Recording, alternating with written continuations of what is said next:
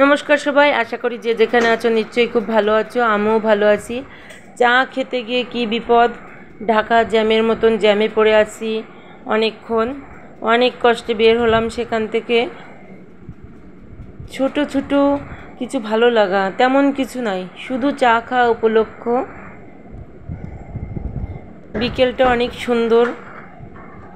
চলে আসছি সেখানে, সামনে অনেক বড় একটি ঘের। আমাদের মতন অনেক লোকই চা খেতে আসছে এখানে।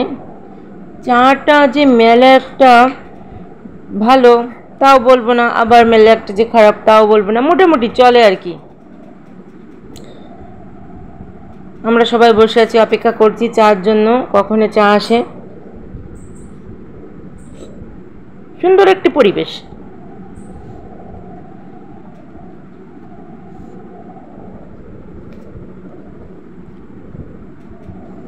দোকানটা ছোটখাটো।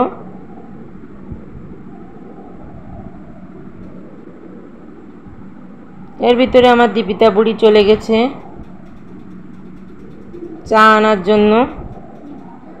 আমার দীপিতা বুড়ির চা নিয়ে দীপিতা চলে আসছে। দিব্যকে তার বাবাকে এনে দিতে হবে চাটা, না হলে সে খাবে না। তারপরে তার বাবা যে এনে দিল। এখানে চা জাল হচ্ছে আর কি হাঁড়িতে। চা খাচ্ছি আর আতঙ্কে আতঙ্কে বসে আছি।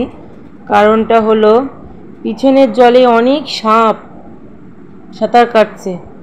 আমার দিব্য দেখে বলছে, মা বাঁচাও বাঁচাও, সাপগুলো জলে ডুবে যাচ্ছে, কেউ একটু বাঁচাও।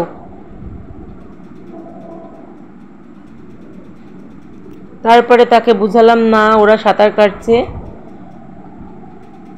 এর ভিতরে সন্ধ্যা হয়ে গেল। আমরা বাড়ির পথে রওনা হব। তারপরে দিব্য একটু স্প্রাইট খাবে।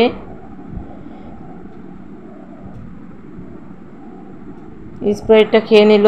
আমরা রওনা দিয়েছি, বাসায় চলে আসছি। দীপিতার কষ্ট হয়ে গেছে, সিঁড়ির মাঝে বসে গেছে। ভালো থেকে সবাই, বাই বাই, টাটা।